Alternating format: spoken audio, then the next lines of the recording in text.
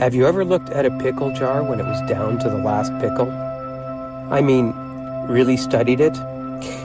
Do you think you could imagine or empathize what it might be like to be a lone pickle floating in the jar? Consider yourself that lone pickle floating in the jar, peering out around the label. You can feel the fluid inside the jar. It's the temperature you feel comfortable with. Your very own comfort zone. It's what we might call your inner peace. While you recognize it's always around you, you aren't always aware of it because you've accepted it.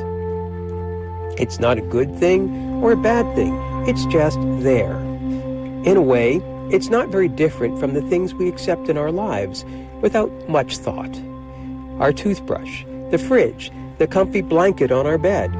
We hardly give them much thought. They are not good nor bad.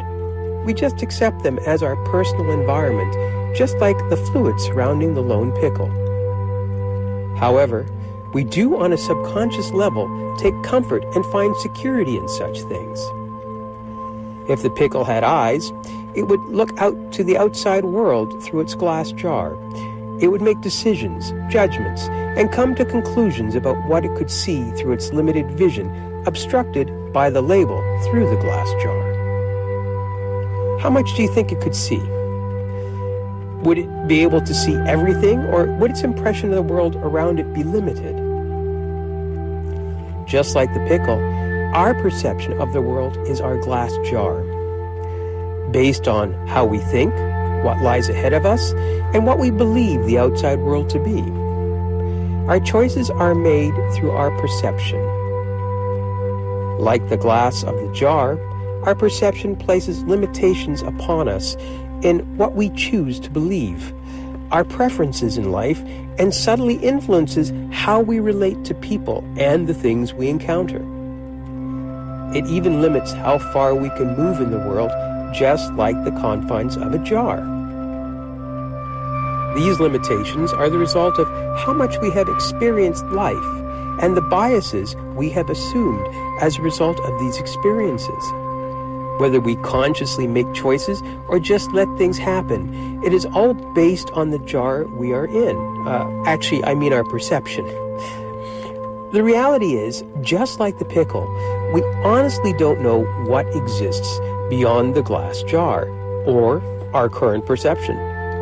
However, unlike the pickle, we can expand our perception and go further, but only if we choose to. So, what's with this label on the glass jar? The poor pickle stuck in the jar has no idea what the label says, not because he can't read, but because he can't see that side. Besides, let's get real here. Pickles really can't read anyway. The label is placed on the outside of the jar by a system designed to label jars, with little real personal thought by a human operator. They just operate the switches and levers and keep the system running. However, the label plays a very important part because it is this label that decides whether the pickle jar sits on the top shelf or bottom shelf, whether that shelf is located in aisle 1 or aisle 54. It also determines the age of the pickles inside with a best before date.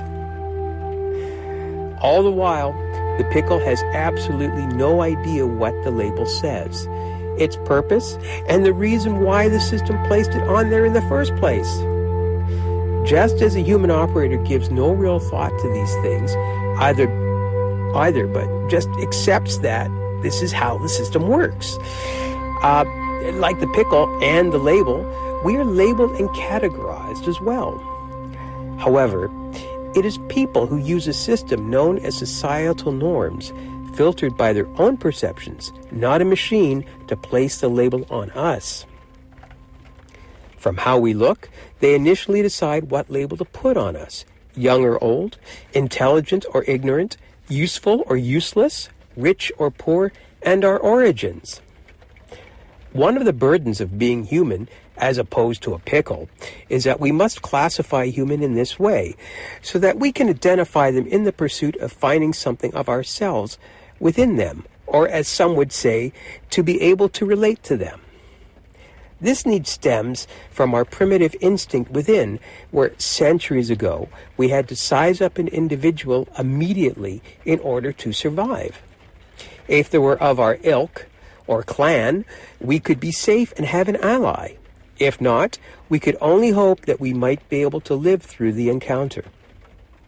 In any case, the label placed upon you by the perception of another and calibrated by the societal system of the day will determine where on the shelf and aisle of life you could end up if you just be a pickle and decide to go with the flow, passively accepting what comes your way. However possible, it is more probable you will take a more active role in your life and make choices that will excel or exceed the label placed on you and take people by surprise. Prove them wrong. While the mislabeling of an individual could very well be an opportunity killer, on the other hand, it affords a certain amount of stealth. So just when everyone is comfortable with the pickle labeled as mild, wham! Out of nowhere they taste it and find it super spicy right between the eyes. So the next time you see a pickle jar, let it be a subtle reminder of how you view your world. It may not necessarily be the way things really are.